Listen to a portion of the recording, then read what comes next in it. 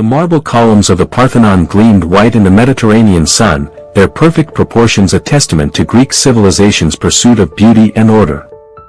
But beneath the polished surface of classical antiquity lay secrets so dark that even the most depraved Roman emperors would have recoiled in horror. What tourists admire today as the birthplace of democracy and philosophy was also home to sexual practices so twisted that they were hidden from public view, whispered about in shadowy symposiums, and recorded only in fragments that scholars have spent centuries trying to decode. The philosopher walking through the agora in his pristine white chiton might have spent his morning debating the nature of virtue, but his afternoon would be devoted to activities that would shock modern sensibilities. The priestess tending the sacred flame appeared to embody purity and divine devotion, yet her nocturnal duties involved rituals that blurred the lines between worship and depravity. Ancient Greece wasn't the enlightened paradise that classical education would have us believe. Behind the marble facades and philosophical treatises lay a civilization where sexual exploitation was institutionalized, where religious ceremonies became excuses for systematic abuse, and where the pursuit of pleasure knew no moral boundaries. Welcome to Scandalous Pasts, where we strip away the sanitized versions of history to reveal the shocking truths that textbooks dare not mention. Today, we're exposing 10 horrifying sexual secrets of ancient Greece that will forever change how you view the cradle of Western civilization. Before we descend into the shadows of the ancient world, make sure to hit that subscribe button so you never miss our journeys into history's most scandalous secrets. Now, let's step into a world where philosophy and perversion walked hand in hand, where gods and mortals engaged in acts that would be considered criminal today, and where the very foundations of our culture were built on practices too disturbing for polite society to acknowledge. Hashtag secret number 1, the sacred prostitution of temple maidens. The Temple of Aphrodite in Corinth stood as one of the most magnificent structures in the ancient world, its golden roof visible from miles away as ships approached the bustling port city.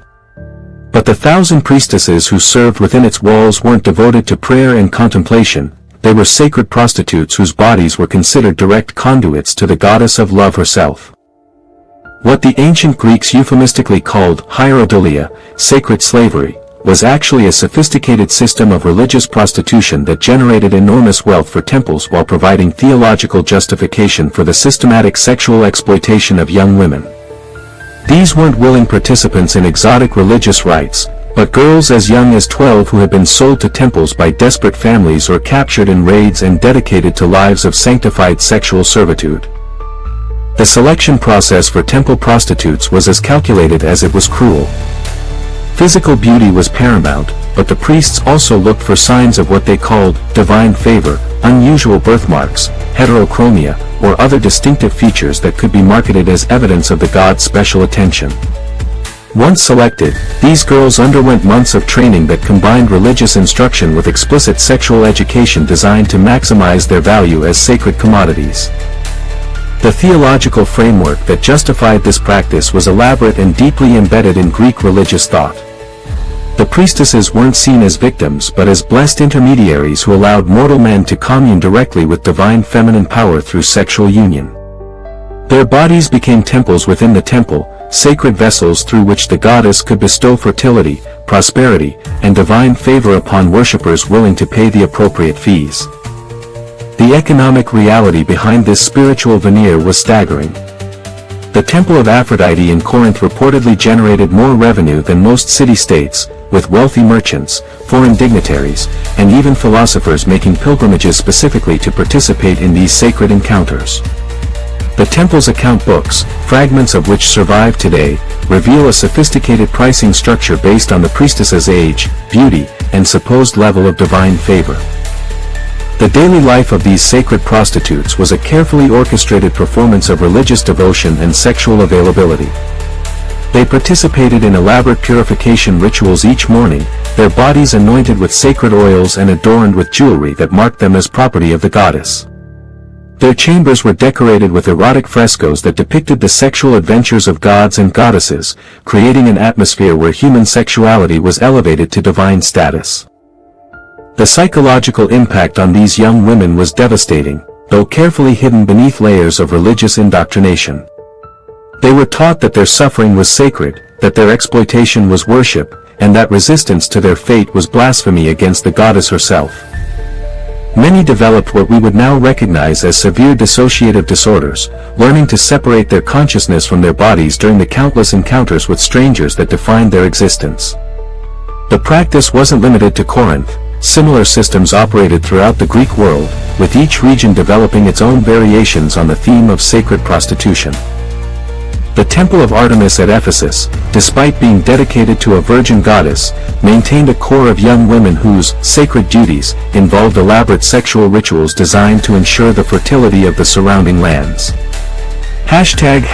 Secret number 2, the gymnasium's hidden curriculum. The gymnasium stood at the heart of every Greek city, its marble columns and bronze statues representing the pinnacle of classical education where young men developed both their bodies and minds.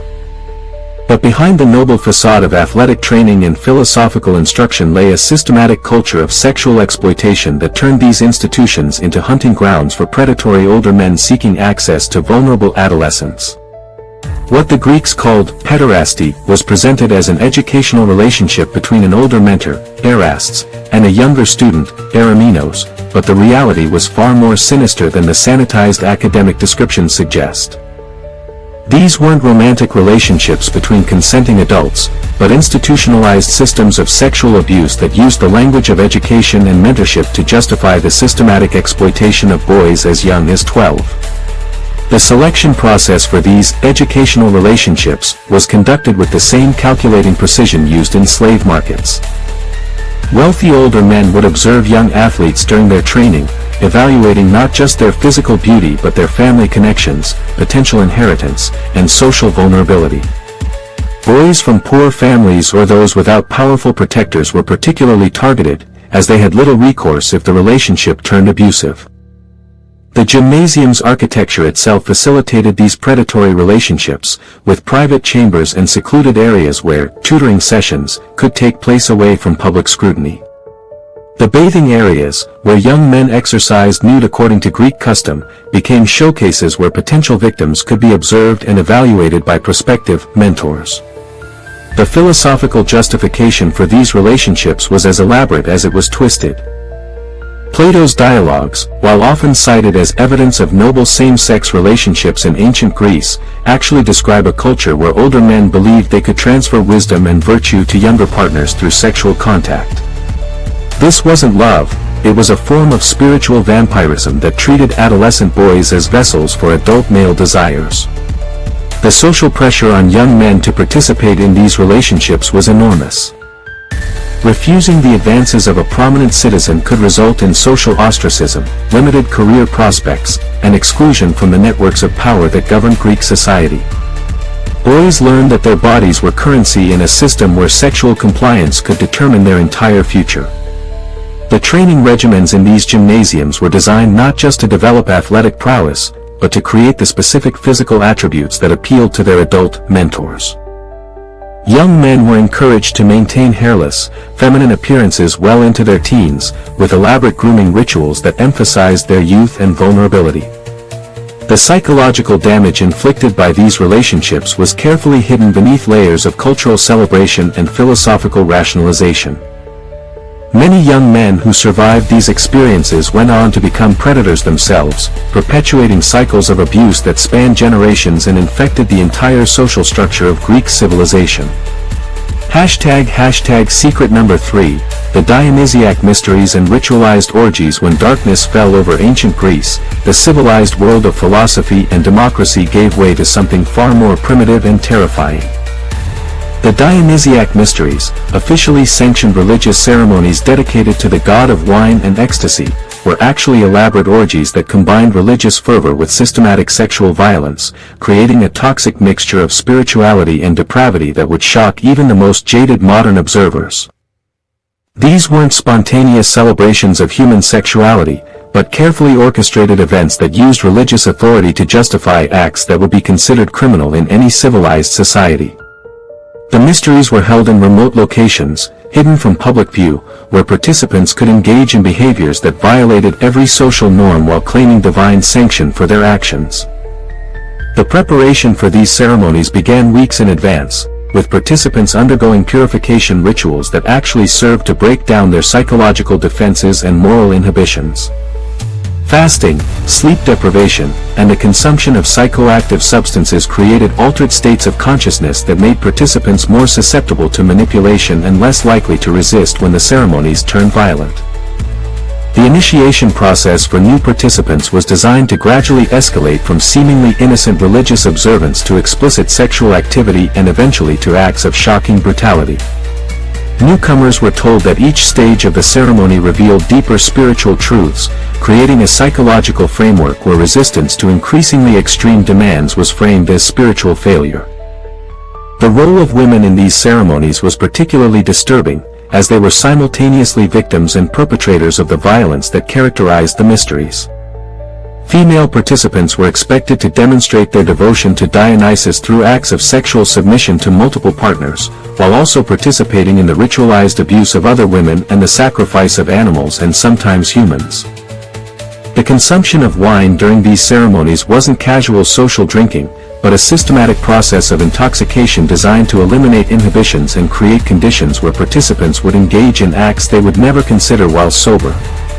The wine itself was often mixed with other substances that enhanced its psychoactive effects and made participants more compliant with the increasingly extreme demands of the ceremony. The sexual violence that characterized these events was justified through elaborate theological frameworks that portrayed rape, torture, and even murder as forms of religious ecstasy that brought participants closer to divine truth. The screams of victims were interpreted as expressions of spiritual transcendence, while their suffering was seen as necessary sacrifice for the greater good of the community. The secrecy surrounding these ceremonies wasn't just about protecting participants from social judgment, it was about concealing criminal activities that would have resulted in severe punishment if discovered by civil authorities. The religious nature of the mysteries provided a convenient cover for behaviors that violated both human decency and Greek law. Secret number 4, the Spartan Agoge sexual brutality. The legendary Spartan military training system known as the Agoge has been romanticized in countless films and books as the ultimate expression of warrior culture and masculine virtue. But the reality of this institution was far darker than popular culture suggests. It was a systematic program of sexual abuse and psychological torture that used the language of military training to justify the systematic brutalization of children. The Agoge began when Spartan boys were removed from their families at age 7 and placed in communal barracks where they would spend the next 13 years of their lives. This wasn't just military training, it was a deliberate process of breaking down family bonds and individual identity to create soldiers who would obey without question and kill without hesitation. The sexual component of this training was carefully hidden from outside observers, but ancient sources provide disturbing glimpses of practices that would be considered child abuse by any modern standard. Older boys were given absolute authority over younger ones, creating hierarchies of power that inevitably led to sexual exploitation and abuse. The Spartan emphasis on physical fitness and nudity created an environment where young bodies were constantly on display and available for inspection by older students and instructors. The communal bathing and sleeping arrangements eliminated any possibility of privacy or protection from predatory behavior. The psychological techniques used in the Agoge were designed to break down normal human empathy and moral restraint. Boys were encouraged to view violence and sexual dominance as expressions of strength, while compassion and mercy were treated as dangerous weaknesses that could compromise their effectiveness as warriors. The practice of cryptia, where older students were sent into the countryside to hunt and kill helots, Spartan slaves, served as both military training and sexual initiation. These expeditions often involved the capture and abuse of young helot women, with rape and murder being treated as normal parts of the educational process. The long-term psychological effects of this system were devastating, creating generations of Spartan men who were incapable of normal human relationships and who viewed violence and sexual dominance as the only acceptable forms of masculine expression. The legendary Spartan warrior was actually a traumatized victim of systematic childhood abuse who had learned to perpetuate the same violence that had been inflicted upon him. Secret number 5, the cult of Priapus and fertility rituals in the shadowy corners of Greek religious practice, far from the noble temples dedicated to Zeus and Athena. stood crude shrines to Priapus, the god of fertility whose grotesquely oversized phallus represented not life-giving power but the darkest aspects of human sexuality. The rituals dedicated to this deity reveal a side of Greek religion that scholars have spent centuries trying to sanitize or ignore entirely. The worship of Priapus wasn't confined to the margins of society, it was an integral part of Greek agricultural and domestic life, with shrines to the god found in gardens, homes, and even public spaces throughout the ancient world. But the ceremonies dedicated to this deity went far beyond simple fertility rites, involving acts of sexual violence and degradation that were justified as necessary for ensuring good harvests and family prosperity. The annual festivals dedicated to Priapus were occasions for systematic sexual assault disguised as religious observance. Women were required to participate in rituals that involved simulated or actual rape by men wearing masks representing the god, with resistance being interpreted as impiety that could bring divine punishment upon the entire community. The phallic symbols associated with Priapus weren't just representations of fertility, they were actual instruments of torture and humiliation used in ceremonies that combined religious devotion with sadistic cruelty. Women and young men were forced to perform degrading acts with these objects while crowds of worshippers cheered and offered prayers for divine favor. The theological justification for these practices drew on ancient beliefs about the necessity of sexual violence for ensuring fertility and prosperity. The god's legendary sexual appetite was seen as a model for human behavior, with rape and sexual domination being portrayed as natural expressions of divine will rather than criminal acts. The participation of respectable citizens in these ceremonies reveals the extent to which sexual violence was normalized and sanctified in Greek society.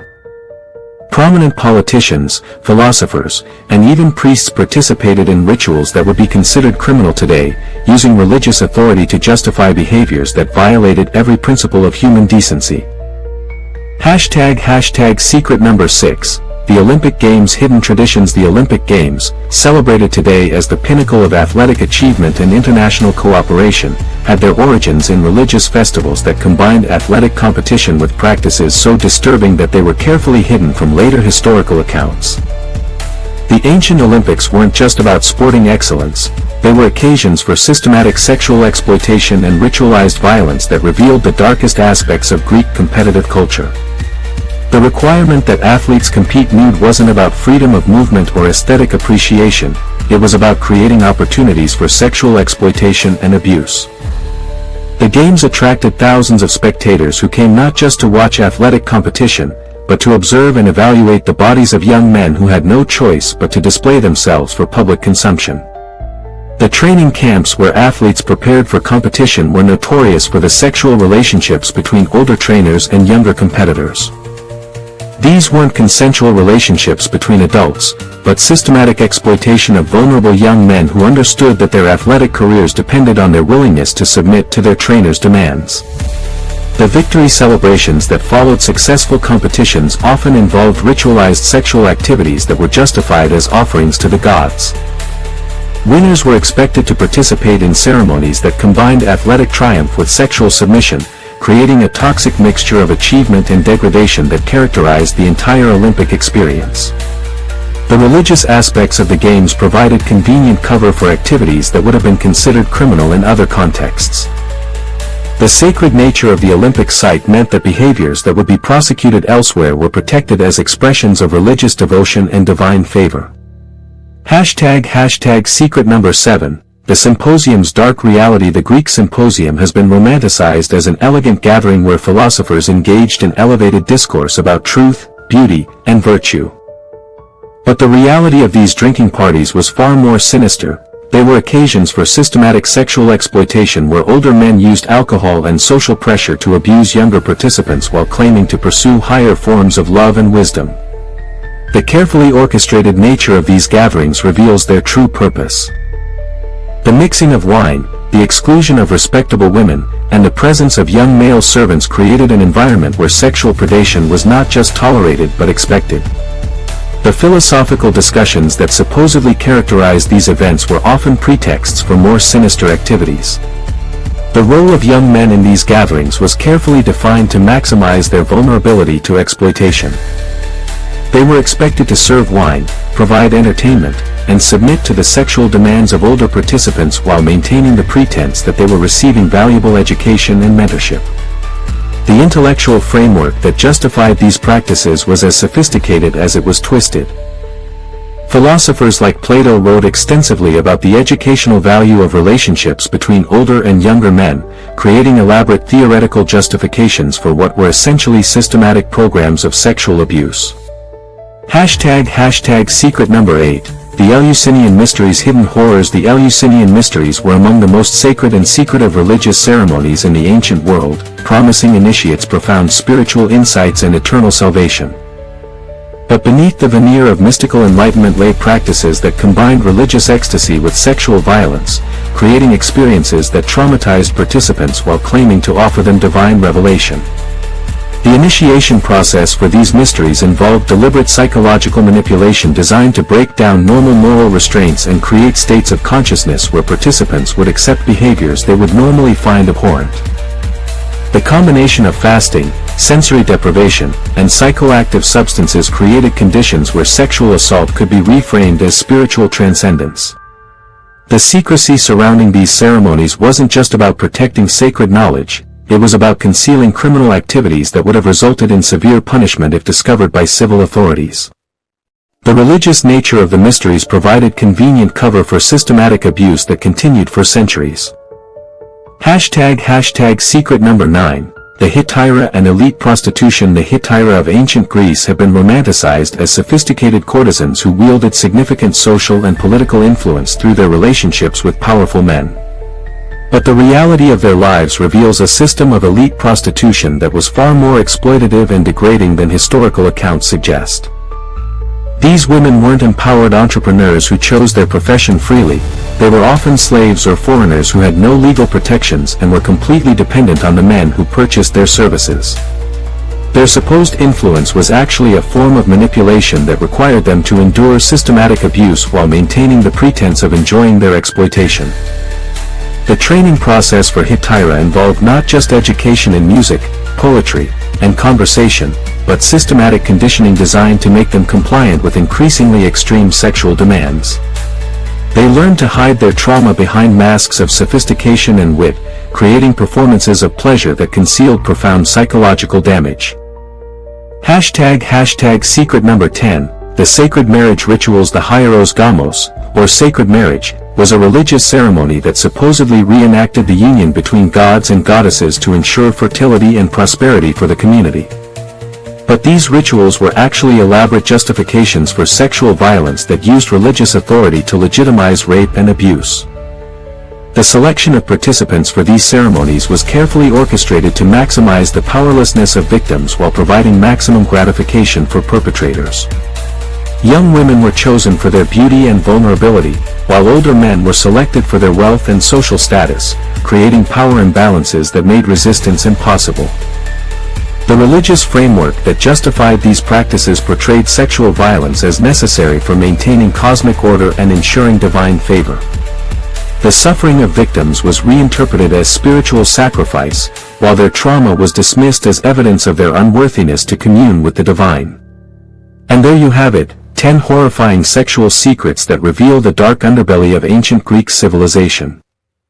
What we've uncovered isn't the enlightened paradise of popular imagination, but a society that systematically exploited the vulnerable while using philosophy, religion, and culture to justify the most heinous acts. These revelations force us to confront the uncomfortable truth that the foundations of Western civilization were built on practices that we would consider criminal today.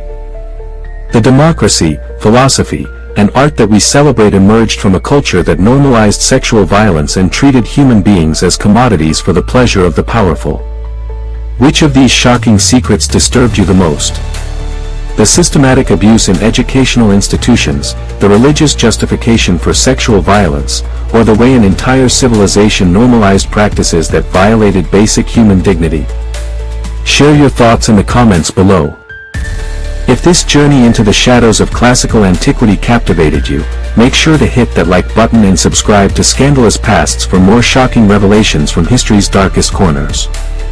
Ring that notification bell so you never miss our deep dives into the scandals that shaped our world. Remember, the stories we tell here at Scandalous Pasts are fictional tales that may draw inspiration from real historical events and human nature, but they are crafted for entertainment and reflection rather than historical fact. Until next time, keep questioning the sanitized versions of history, and remember, sometimes the most celebrated civilizations hide the darkest secrets beneath their golden reputations.